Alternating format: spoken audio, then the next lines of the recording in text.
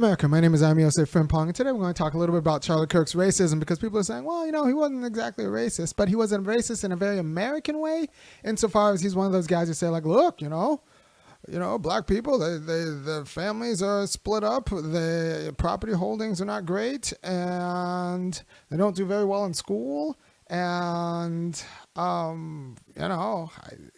making bad decisions and crimes up in their neighborhoods. So I don't think it's necessarily a function of their biology or whatever, but like it is what it is.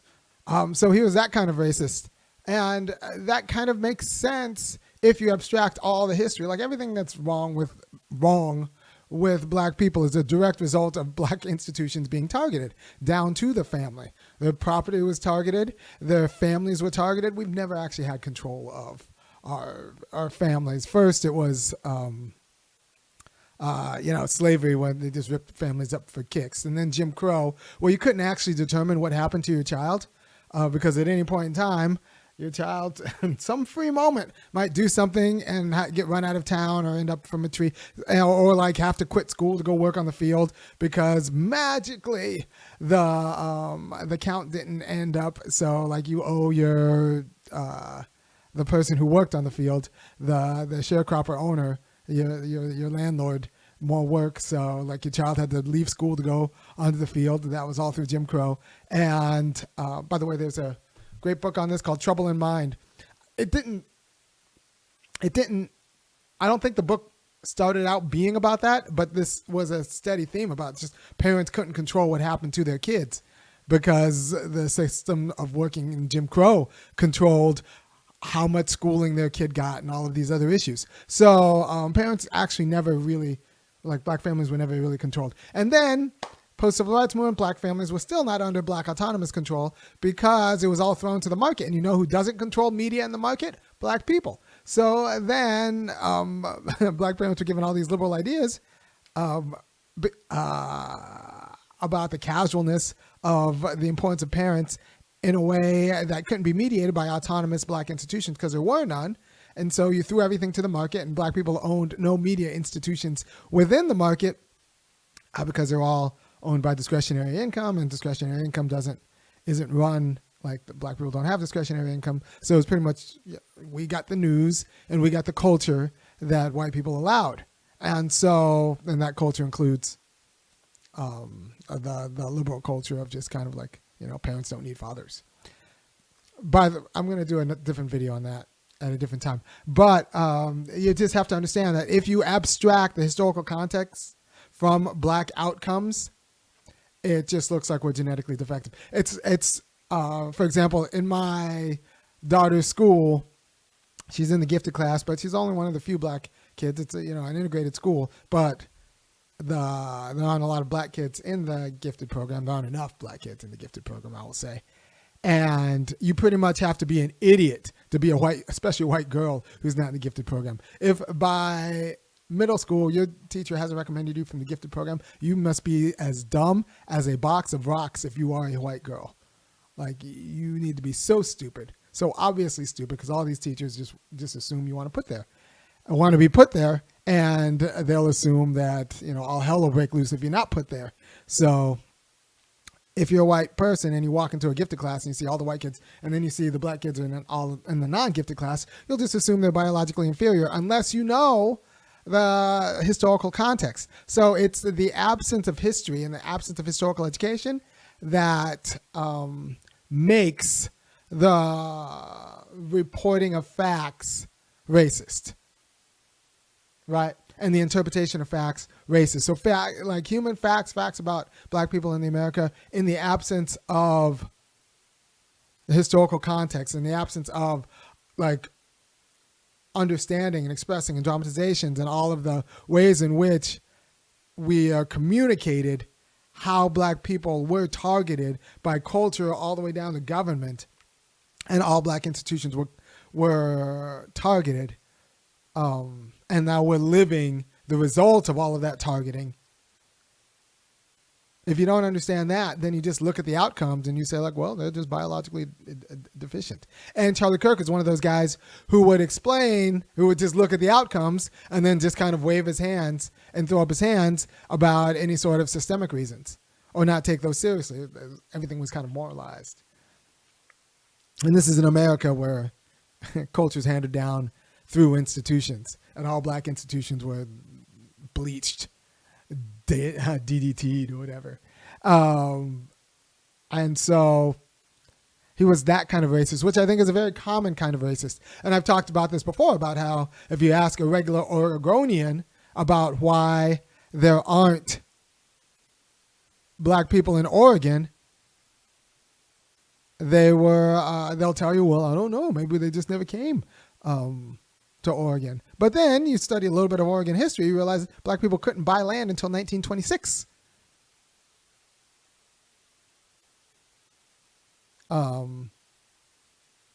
1926. And if you don't know that by 1926, all the good land is taken, right? So black people could not buy land until 1926. So of course, if you can't buy land until 1926, you're not going to have generational wealth. And miscegenation was illegal until the late 50s, early 60s. So there's just no old money, old black money in Oregon. All the money is white, or recently Asian. And so all that Nike money, all that Hewlett-Packard money, you can, but if you just look at the outcomes and say, like, well, black people don't own anything in Oregon. What's up? What's going on with that? And it's abstracted from history.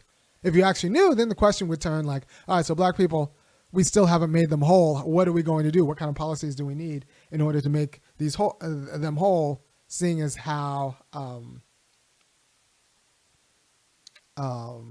we've done this to their institutions, and it's been reproduced.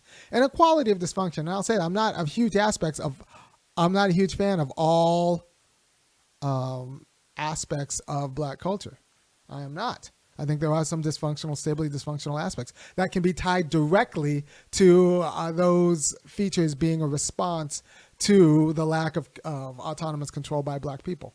Right? We don't own the instruments of cultural control. Right? I mean, I'm a free Negro, but I'm still on YouTube. So if I say something a little bit too off, maybe they'll kick me off. I don't care. By the way, nobody talks like this, or not enough people talk like this. So you need to go to www.funkyacademic.com and kick in $5, $15, or $50 a month.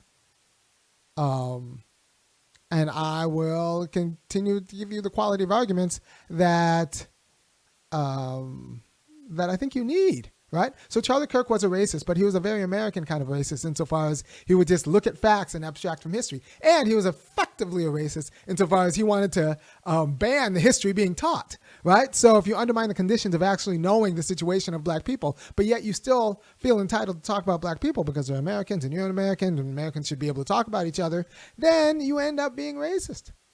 You can say, why are there no black Mormons over 70? Well, I guess they didn't just like Mormonism. Well, no, we were not really adults in the church until 1978, which means you're not going to have any generational Mormons who are black. So, in order to understand the situation of a cultural group, you need to know its history in America. And especially for black people, because black Americans were created in America. It's a lineage argument, and it's a cultural argument that is tied to lineage, not necessarily to skin color, but to lineage and what this nation did to people of this skin color, right? So if you understand black people, to understand black people, you need to understand America and how black people emerged in and through America. And some of the cultural dysfunctions are responses to living in America, right? So trying to understand black people without understanding lineage, without understanding context is just a form of racism. And I would say it's lazy, but I think it's purposeful. You don't want to understand history. And especially since your side job is making sure that history isn't taught. Right? We want to make sure critical race theory isn't taught. We're going to make sure history isn't taught. And then we'll just look at the snap. Joe says Charlie Kirk was really like a snap crackle racist. No context, just facts. Yeah, we'll just look at a snapshot without any historical context. And we won't say that, well, black people are genetically defective, but like if you look at black people in the United States, it's not doing very well. Yeah, but there are reasons for this. And the reasons are actually pretty clear. I mean, you read Mercer Baradovan's The Color of Money.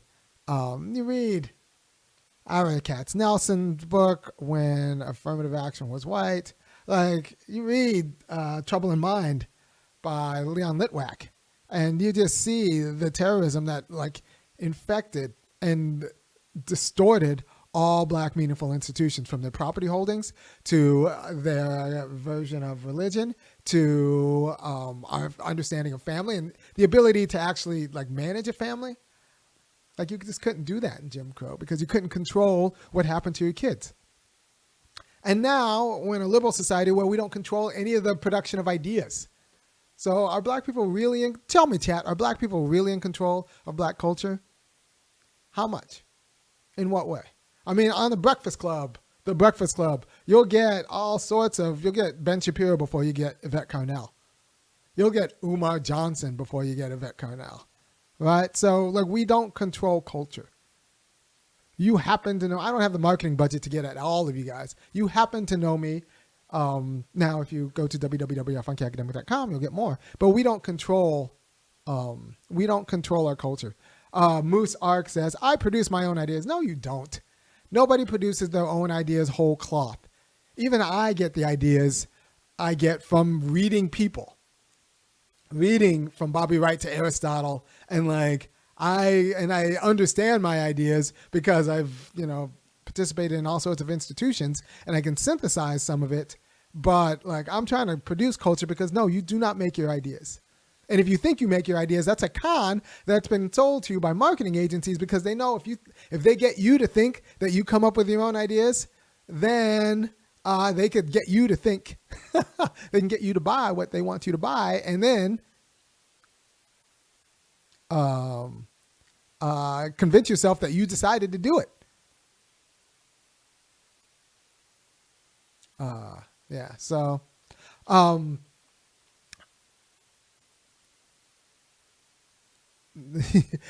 Joe says, you don't have ideas. Ideas have you. Well, that is you. So there's an element of your own autonomy in your ideas, right? You synthesize it together in ways, but you don't come at it whole cloth, right? Like, I make my body, right? There's a reason I am not, hugely overweight and all that stuff. But also, I deal with the body I have. If it were up to me, I would have all of my hair and I wouldn't need glasses, right? But it's up to me enough that, like, I could run a marathon. I'm actually pretty fit, right? So there's an element of individual autonomy in your actions, but it's in context and in relation to other things that are given to you. But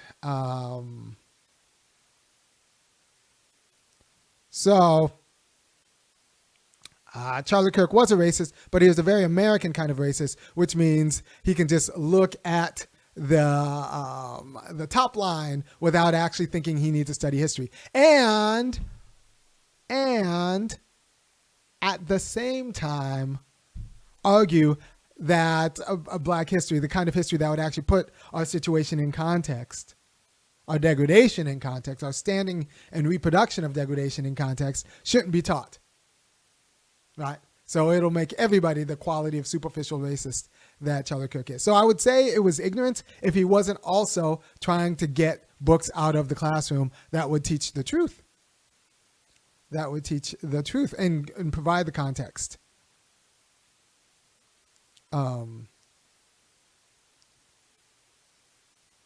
So he was, no, but so the question was, well, he didn't know enough about black people to understand the systemic context that accounts for, like, some of our cultural, and I'll say it, cultural dysfunction. We have many parts of our culture that are awesome. There are some parts of our culture that are dysfunctional, but everything dysfunctional about black culture can be traced directly and almost immediately to, like, some sort of response to or a degradation from, like, the impositions of non-blacks on black people in a way that was muscular, because we never actually had the kind of power to fight back. And the question is, he was 31. He didn't know enough. I think he knew enough because he knew enough to fight against the teaching of history. If you don't know enough, then like you don't fight against the teaching of history.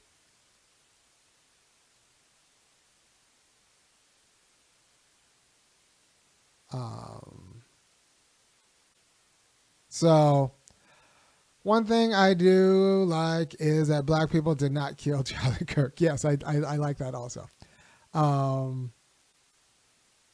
So Joe says he didn't care to know enough, but he was paid to dangle the collarbone of our demographic. Yeah, he was paid not to know and to make sure that other people don't learn, right? So if you just take a snapshot of black people and the black situation,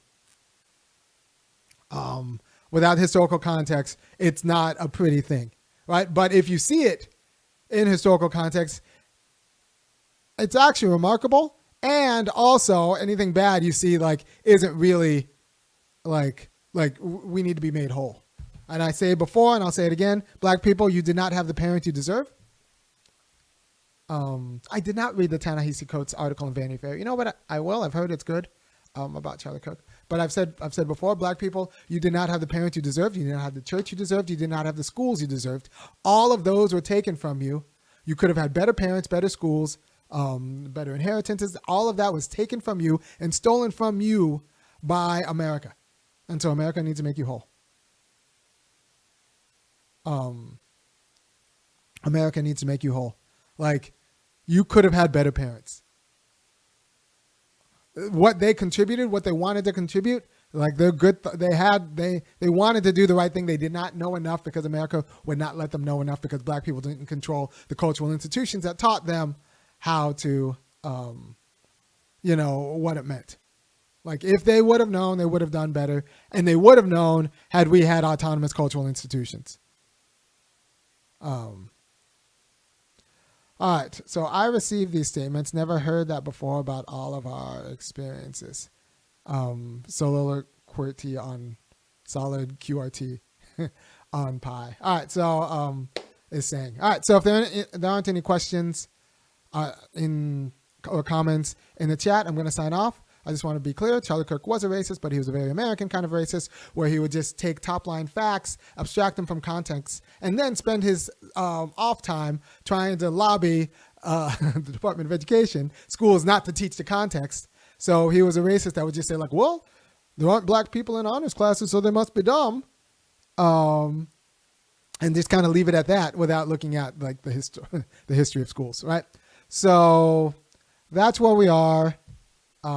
If you abstract the black situation from historical context, if you look at just black skin without looking at lineage, could you give an example of cultural institutions of families? MITM Adamsville says, could you give an example of cultural institutions? Yeah, family.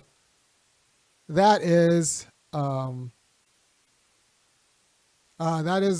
cultural institution that was targeted and I think defeated by America. The black family was never allowed to be, right? Either it was overdetermined by the Klan and Jim Crow, or it was overdetermined by the market, which would have been fine had we had any cultural power in the market. But, our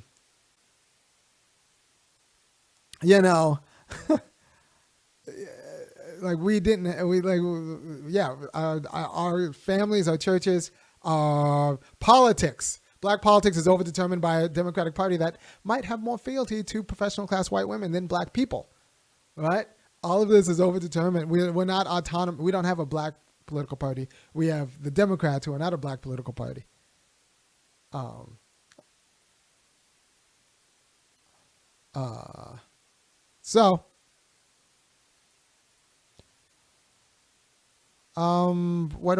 Anything else in chat? I hope that was clear of cultural institutions that we don't control. The family, the church, your schools, like how much control do you really have? Black textbooks being taken up. All right. Example, the unspoken underlying theme of Friends the Show. New York Post. What people expect out of a marriage and families that's not controlled by black people. And this is why I made a joke to my friend about something about HBCUs, and I was thinking about Spelman. About everybody I know who graduates from Spelman ends up divorcing their man for not making enough money. And so I feel bad for these. I feel like they give these sisters a diploma and a divorce attorney, and whatever they're learning in there isn't helping them stay married, right? So, Peggy, what would you say to the claim that church has made was more damaging to black progress than gangster rap? No, church is complicated. I will say that people who think that church was some sort of black church was some sort of revolutionary organization doesn't understand, one, why so many of the leaders of the civil rights movement are young, because even Daddy King thought that, Martin Luther King was going to get a lot of black people killed, right? So we have the churches we have because it's the churches that white people let us have, right? There was an entire program about like programming the black religion. Now there are autonomous elements within the church. There is black liberation theology, but those are just slight elements within the church. The whole thing is functionally an American and conservative institution. And conservative insofar as it will not lead to black justice. It will just kind of conserve America as is, which is not particularly great for black people. So, Kirk was a racist. He was just one of those top-line racists who refused to take history seriously and then advocated that we don't teach history anymore, which creates racism, because then you just look at degraded black outcomes and you draw your own conclusions, which are that like they're genetically deficient. Right? So, thank you for your time. If you appreciate what I'm doing, which I think you should, go to www.funkyacademic.com. The next show I'm going to do, this was kind of a surprise show. Just thinking about it tonight. I was getting ready for bed.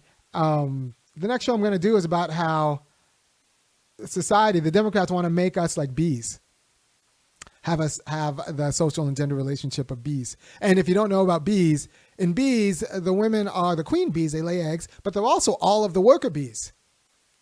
The men are just drones. They have sex and then are run out of the colony when winter comes. So the